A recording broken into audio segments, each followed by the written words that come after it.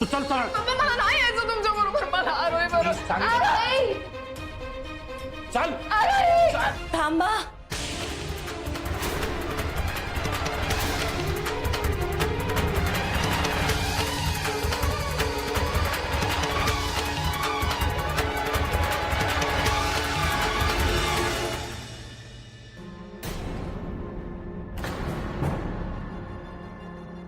आरोही आरोही please सांग ना त्यांना, ते मला घेऊन चाललेत. मला नाही जायचं त्यांच्या हो बरोबर. हो हो, कोणीही तुला कुठेही घेऊन जात नाही. तू माझ्यासोबतच राहणार आहेस, कळलं तुला? हा, शांत हो बघू. हे बघ आरोही, मी नंदिनीला घरी घेऊन चाललोय. तू तिला नीट समजाव. नाही नाही आरोही खोटं बोलतायत ते. मला नाही यायचं तुमच्या बरोबर. तुम्ही माझे काही लाड करत नाही. ही माझे सगळे लाड करते. मला हिच्या बरोबर राहायचंय. हे बघ नंदिनी, नंदिनी तू घरी चल. मी तुझ्या पाया पडतो. मी तुझे सगळे हट्ट पुरवीन, पण तू आधी घरी चल. अजिबात नाही. नंदिनी कुठे येणार नाहीये. नंदिनी माझ्यासोबत आग्रहावरच येणार आहे. तुम्ही आता निघालात तरी चालेल.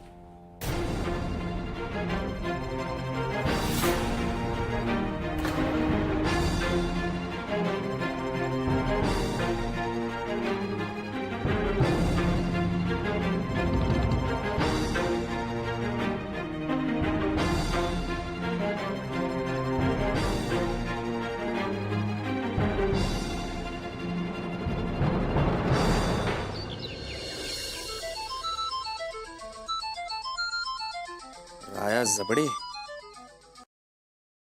हा, झालं ना काम? तुम्ही नंदिनीला घेऊन तुमच्या घरी पोहोचलात ना? नाही. का? अजून तिथे काय करताय तुम्ही? सगळ्या फॉर्मॅलिटीज तर मगाशीच पूर्ण झाल्या होत्या. हो पण अरे हे बघा, तुम्ही मला शब्द दिला होता, आता मागे फिरू नका. नाही नाही, माझा शब्द मला पूर्ण आठवतोय. मी मागे हटत नाहीये, पण आरोही. आरोहीची काळजी घ्यायला आम्ही सगळे आहोत. हा, तुम्हाला सांगितलं तेवढं करा. अरे तन्मय, हे बघ, मी नंदिनीला हातपाय बांधून बंगल्यावर घेऊन जाऊ शकतो, पण आरोहीचं काय करू? काय करू म्हणजे? अरे हे बघ, अरे ती ऐकत नाहीये आरोही. ती म्हणते की नंदिनीला मी आग्रहावरती घेऊन जाणार. काय? हो. अरे आरोहीला समजाव ना. मी खरंच सांगतो, मी खूप प्रयत्न केले, पण ती माझं काहीच ऐकत नाहीये.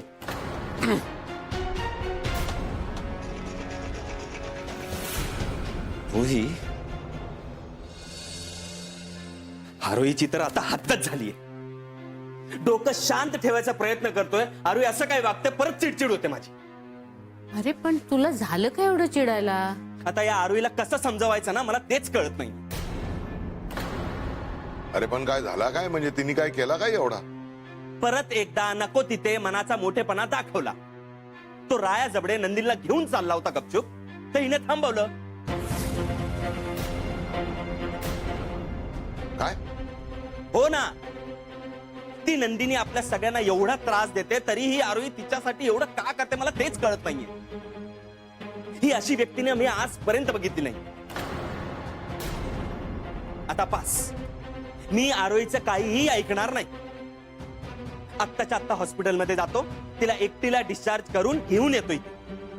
हे तू म्हणतोस रे, पण आरू ऐकणार आहे काय तुझं? तिच्या मानगुटीवर ते नंदिनीचा भूत बसलेला आहे ना. तन्मय, आरोहीने जर तुझं ऐकलं नाही ना, तर तिथूनच मला फोन कर. आरोहीच्या डोक्यावरचं नंदिनीचं भूत आता मी कायमचं उतरवणार आहे. हो, आणि आईच्या ह्या निर्णयाला माझा पूर्ण पाठिंबा आहे. माझा पण. जिजू, तू ताईचं अजिबात ऐकू नकोस. तिला एकटीला घरी घेऊन. आणि ती परत आली ना की तिला मी पण आपलं हे जे काय ठरलं ना ते माझ्या भाषेमध्ये समजावून सांगेन. हा, ठीक आहे. आता काही झालं तरी आरोही या घरात एकटीच परत येणार. आलोच.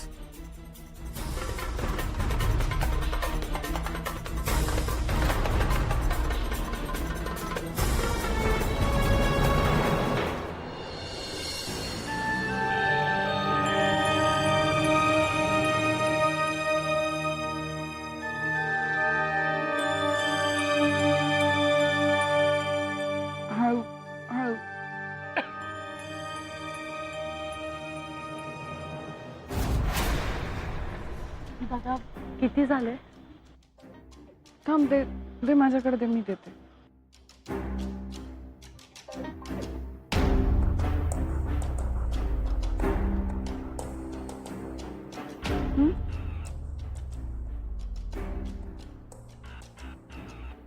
नाही राहू दे माझ्याकडे. तू तू हात पकड माझा. सावकाश हळू झाला. मी धरलंय तुला. तू तू पडणार नाहीस. मी आहे पण सावकाश झाला. काय झालं? तू अशी का बघतेस माझ्याकडे? मग मी ठरवलंच आहे आता, एकदम शहाण्या मुलीसारखं वागायचं. अजिबात वेडेपणा नाही करायचा. मोठी झाले ना आता मी खरंच कोणालाच त्रास देणार नाही. जायचं? तुला त्रास होत नाहीये ना? खूपच झालंय. अरे तन्मय, तू कसा काय परत आला? म्हणजे काय झाला काय एवढा? पुन्हा एकदा माझा प्रयत्न फसला. म्हणजे आरोहीने मला न कळवता डिस्चार्ज घेतला आणि ती ब्याद नंदिनी तिलाही सोबत घेऊन आलीये.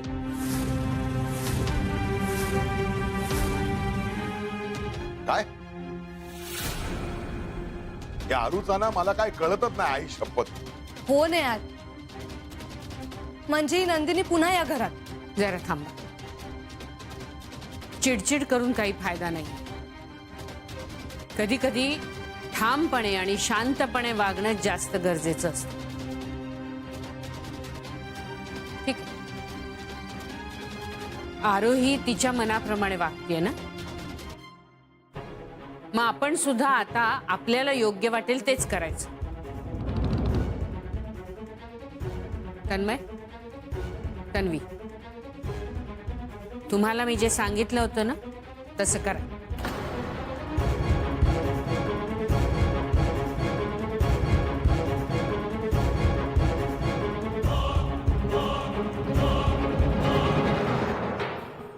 हळू.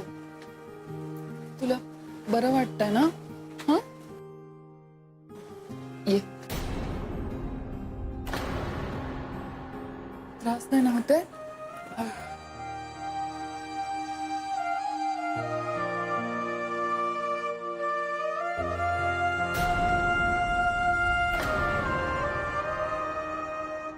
बघा ना मी कोणाला घेऊन आले.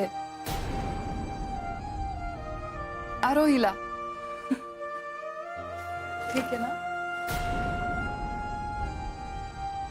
नाही, आरोही तुला इथे घेऊन आली आणि तेही तुझं इथे परत येणं आम्हा कुणालाही मान्य नसताना.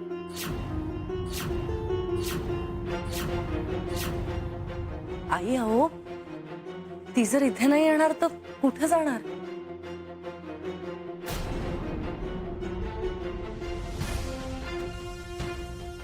बरोबर आहे तुझं. ही नंदिनी इथून नाही जाऊ शकत. आम्ही तर जाऊ शकतो. कुठे कुठे जाणार आहात तुम्ही? ही या घरात राहणार असेल तर आम्ही इथे नाही राहणार. आता हिच्या सोबत एक क्षणी नाही राहू शकत.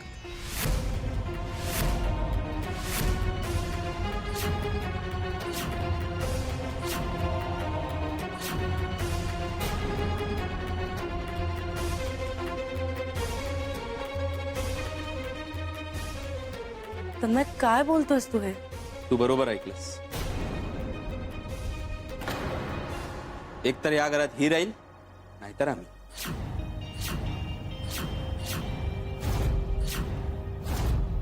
एवढा टोकाचा निर्णय का घेतोयस तू तन्मय? कारण परिस्थिती हाताबाहेर गेली आणि यावेळी टोकाचा निर्णय घेणं योग्य आहे. आई तुम्ही तरी. आरोही, तू मला आता ह्याच्यात अडकवू नकोस. दुर्दैवाने या खेपेला मला तुझ्या बाजूने बोलता येणार नाही. मी तुला यापूर्वीच बजावलं होतं. तुला कल्पना दिली होती की हिच्यामुळे तुला एक दिवस तन्मयला गमावावं लागेल.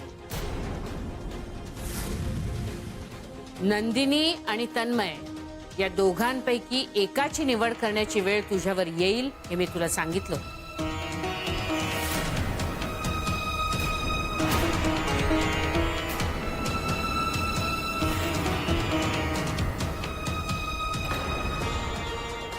नाही आई प्लीज,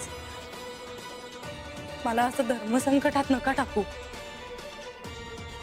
आज जर मी नंदिनीला परत तिच्या घरी पाठवलं ना तर मी स्वतःच्याच नजरेत उतरेन. माझ्या कर्तव्याला पाठ दाखवल्यासारखं होईल ते. ठीक आहे, तू खुशाल तुझं कर्तव्य पार पाड. आम्ही कोणीही तुला थांबवणार नाही आणि तूही आम्हाला थांबवू नको. आम्ही इथून जातो आणि नंदिनी जेव्हा इथे नसेल ना तेव्हा आम्हाला कळव. आम्ही आनंदाने परत तुझ्याकडे येऊ. आई, तन्वी, चल. तन्मय रे, अरू, आता मला वाटतं काय मी पण इथे राहण्यात काय अर्थ नाही.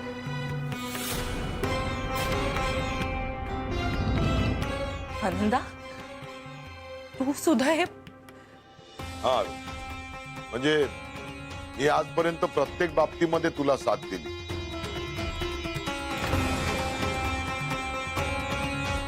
पण आता मला वाटतं काय परिस्थिती एकदम हाताबाहेर चालली. तू नंदिनीसाठी तन्मयला पण सोडायला तयार झाली. मग माझा काय आहे? आणि तसा पण काय मी एकदम चढापटीक माणूस आहे. कुठे पण जाईन, कसा पण राहीन. या नंदिनीमुळे तू किती नाती गमवतेस कळतंय का तुला ताई? मी तुझी लहान बहीण आहे म्हणून मी घर सोडून नाही जाऊ शकत, पण ही इथे असताना राहणं म्हणजे जीव मुठीत धरून आहे ग. काय झालंय तुम्हा सगळ्यांना? नंदिनीने आजपर्यंत तुम्हा कोणाला त्रास दिलाय का? मग तरी तुम्हाला का नकोय ती इथे? तुझ्यासाठी.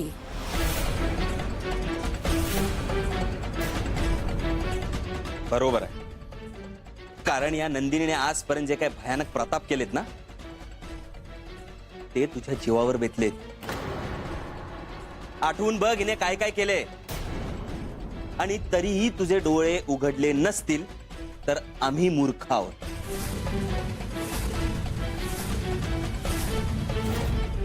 तुझ्याशी वाद घालण्यात काही अर्थ नाहीये. आमचा निर्णय झालाय. चल.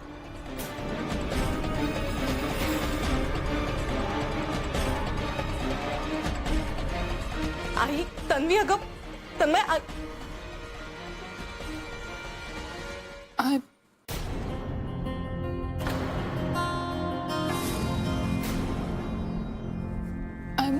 I'm sorry. प्लीज मला माफ करा. मी चुकले. पण मी प्रॉमिस करते मी आता परत कोणालाही त्रास नाही देणार. कुठली चूक नाही करणार. प्लीज सोडून जाऊ नका.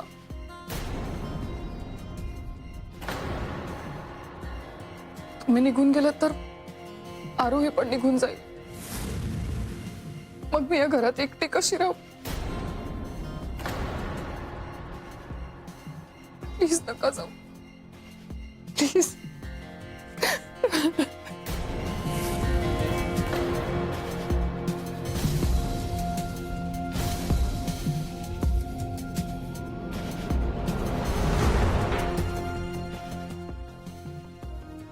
तन्मय, आई, मी तुमच्या समोर हात जोडून विनंती करते.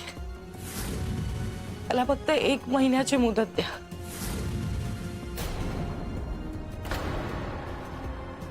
एका महिन्याच्या आत जर मी नंदिनीला सुधरवू नाही शकले ना तर मी स्वतःहून तिला तिच्या घरी परत पाठवेन.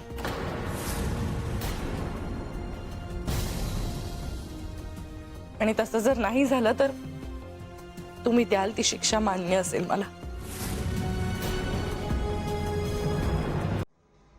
तन्मयची इच्छा नसतानाही आणि मी नाही म्हणून सुद्धा आरोही नंदिनीला जबरदस्ती घेऊन गेले खरी, पण त्यामुळे आग्रहामध्ये चांगलेच वाद होणार आहेत आणि त्याचे परिणाम काही होऊ शकतात.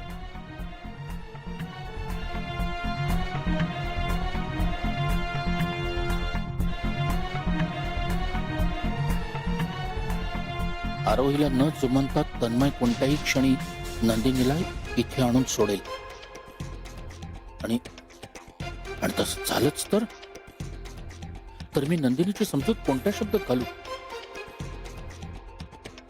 मला तर काहीच कळत नाहीये.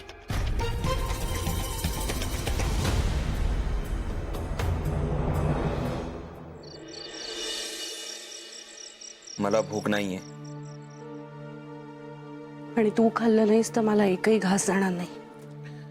अरे प्लीज मला काम कर दे. तू जा इथून. तशी तुझी जास्त गरज त्या नंदिनीला आहे.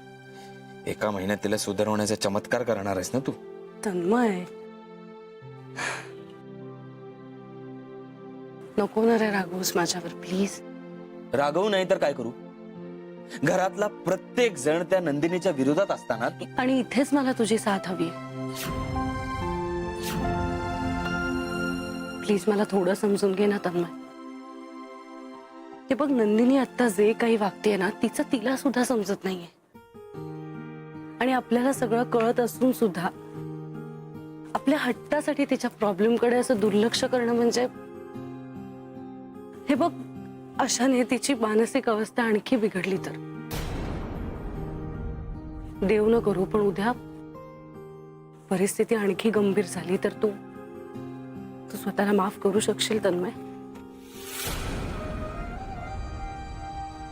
नाही ना? म्हणूनच सांगते, आपण थोडे पेशन्स ठेवूया आणि आता तिला पूर्णपणे बरं करूनच इथून परत पाठवू. तोपर्यंत फक्त तुझी साथ हवी आहे मला तन्मय. त्याच्याशिवाय मी काहीही करू शकणार नाही. म्हणजे त्यासाठी तू स्वतःहून काही करावंस अशी अजिबात अपेक्षा नाहीये माझी.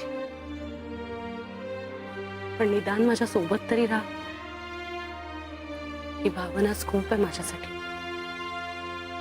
त्यानेच मला धीर मिळतो आणि उभारी सुद्धा येते.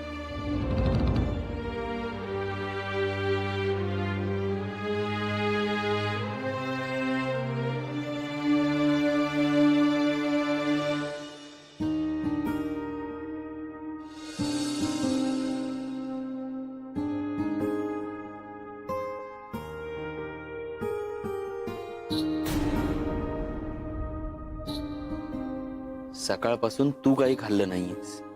आधी तू खा.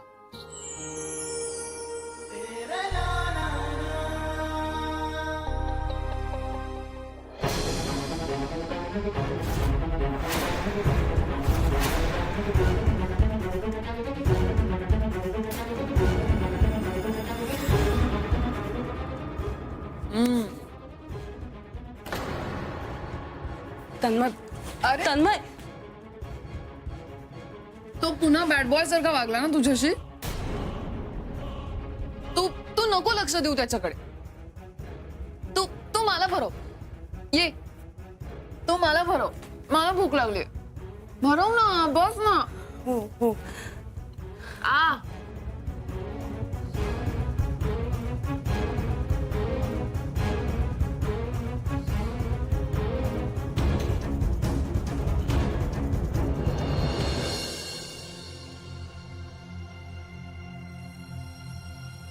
तन्मय,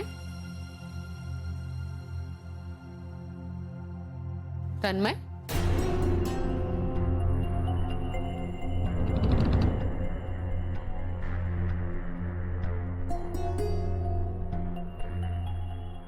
कुठे निघालास आता अचानक?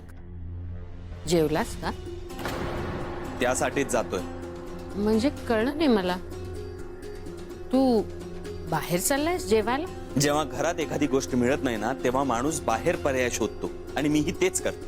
आपल्या घरात जेवण नाही हे कधी शक्य आहे का? तेच झालंय. हे आपलं घर, एक खानावळ आहे आणि मी या खानावळीचा पार्टनर. पण आज ही वेळ माझ्यावरच आली आहे की मला बाहेर जेवायला जावं लागतंय. आणि हे सगळं झालंय माझ्या परोपकारी बायको.